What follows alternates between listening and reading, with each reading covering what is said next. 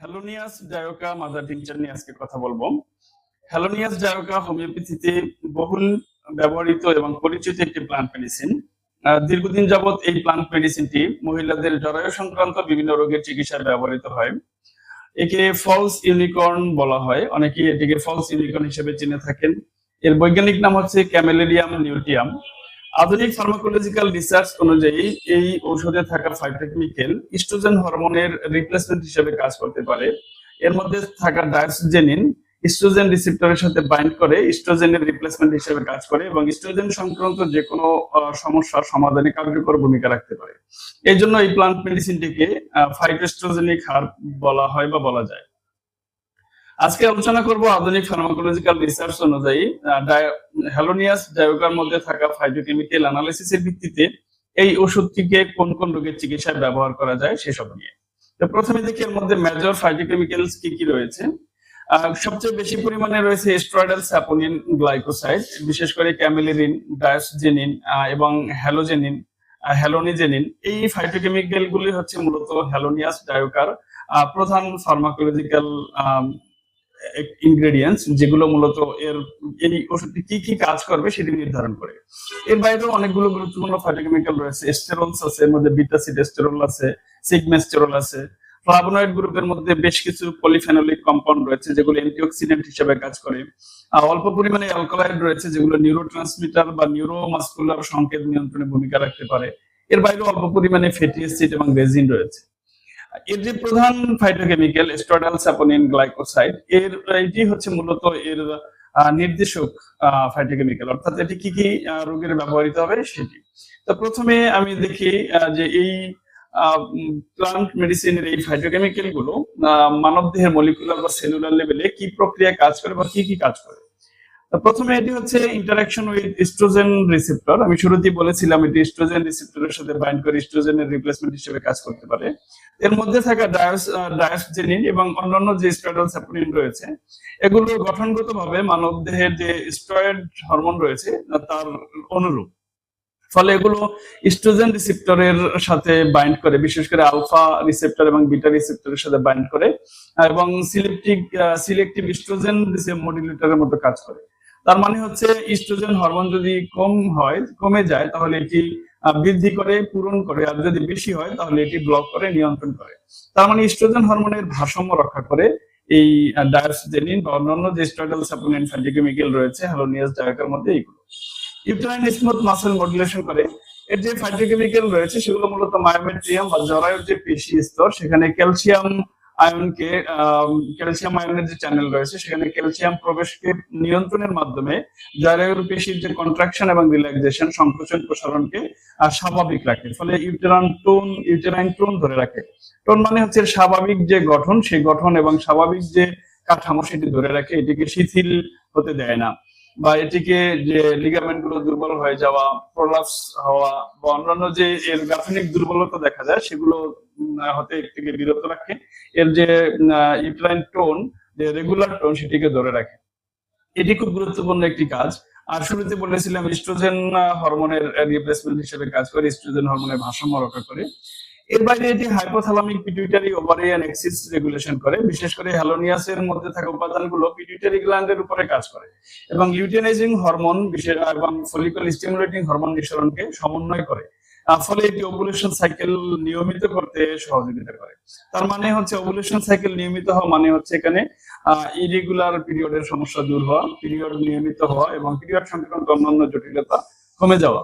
তার মানে হচ্ছে এটি হাইপোথ্যালামিক পিটুইটারি ওভারিয়ান অ্যাক্সিস রেগুলেশনের মাধ্যমে এটি মাসিক ঋতুস্রাব সংক্রান্ত সকল সমস্যার সমাধানে ভূমিকা পালন করে। এর বাইরে এটি অ্যান্টি ইনফ্ল্যামেটরি এবং অ্যান্টিঅক্সিডেন্ট হিসেবে কাজ করে। এর মধ্যে ফ্লাভোনয়েড রয়েছে আমি বলেছিলাম এবং স্যাপোনিন আছে। এগুলো শরীরে যে প্রো ইনফ্ল্যামেটরি সাইটোকাইন, বিশেষ করে টিএনএফ আলফা, ইন্টারলিউকিন 6 এবং সাইক্লোক্সিজেনেস, এই কক্স2, এইসব এনজাইমকে বাধা দেয় বা এগুলো নিঃসরণ কমিয়ে দেয়। ফলে পেলভিক এলাকার যে প্রদাহ বা পেলভিক এরিয়ার যে ইনফ্লামেশন সেটি নিয়ন্ত্রণ করে। তার মানে মাসিক ঋতুস্রাব বা তার আগে পরে মহিলাদের যে তলপেটে তীব্র ব্যথা হয় সেই ব্যথা নিয়ন্ত্রণে এটি ভূমিকা পালন করতে পারে। এই প্রধান কাজগুলো করে হচ্ছে হ্যালোনিয়াস ডায়োকার মধ্যে থাকা ফাইটোকেমিক্যাল।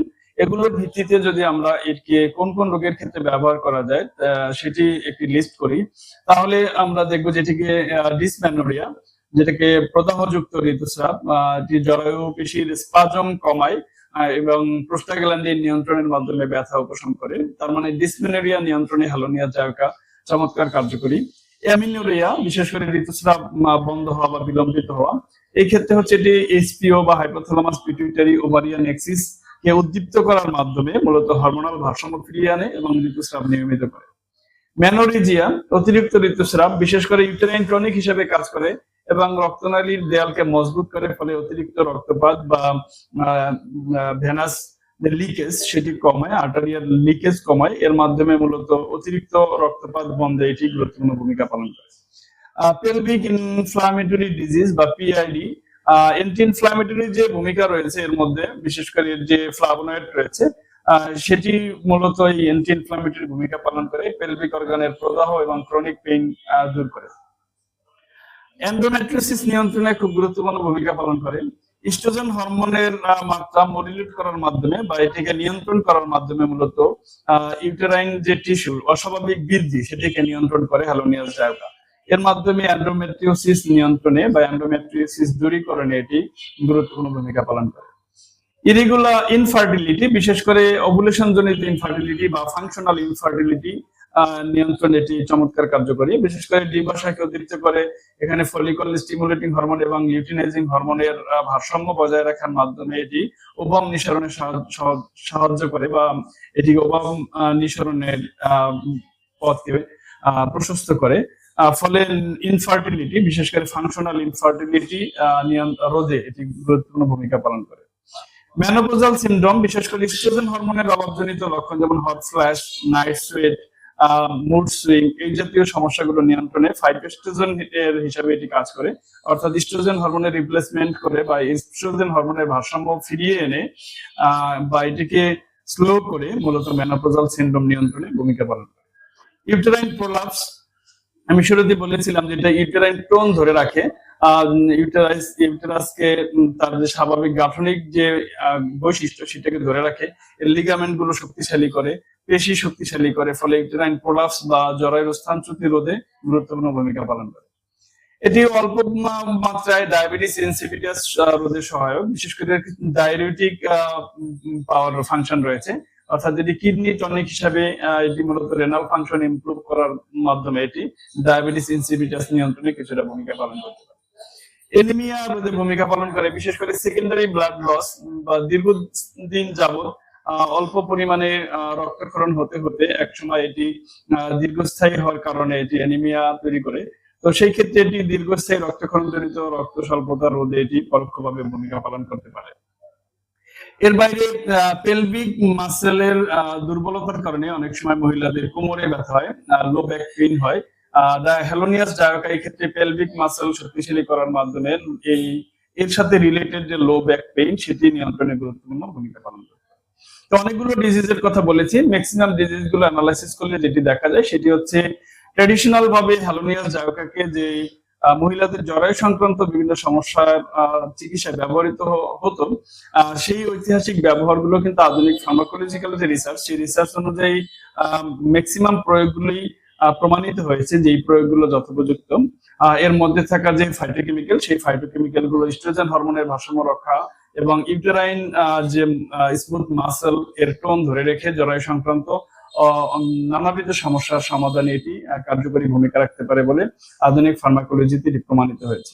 তো এর সাধারণ সেফ ডোজ হচ্ছে 10 থেকে 15 ফোঁটা ওষুধ আধা কাপ পানিতে মিশিয়ে দিনে 2 থেকে 3 বেলা এটি সেবন করতে দেওয়া যায়। একিউট কেসে এটি 3-4 বার সেবন করতে দেওয়া যায়, এবং ক্রনিক কেসে 2 থেকে 3 বার বা 2 বার দিলেই সব নিরাপদ ডোজ। তো এই হচ্ছে মূলত হ্যালোনিয়াস জায়োকা নিয়ে আজকের আলোচনা। আশা করি যারা আলোচনা শুনেছেন, হ্যালোনিয়াস মাদার টিংচারকে মহিলাদের জরায়ু সংক্রান্ত সমস্যা, ইস্ট্রোজেনের ইমব্যালেন্স জনিত সমস্যা, ইরেগুলার পিরিয়ড, মেনোপজাল সিনড্রোম, তারপরে বিশেষ করে পোস্ট মেনোপজাল হট ফ্ল্যাশেস, এই সমস্ত রোগের চিকিৎসা আপনারা ব্যবহার করে অত্যন্ত কার্যকরী ফলাফল পাবেন এবং রোগীরা খুব দ্রুত উপশম এবং আরোগ্য লাভ করবে সে আশাবাদ রাখছি। পরবর্তীতে আরেকটি প্লান্ট মেডিসিন নিয়ে আলোচনা করবো। সে পর্যন্ত সকলে ভালো থাকবেন, সকলের সুস্বাস্থ্য কামনা করে হ্যালোনিয়াস ডায়োকা মাদার টিংচার নিয়ে আলোচনা এখানে শেষ করছি।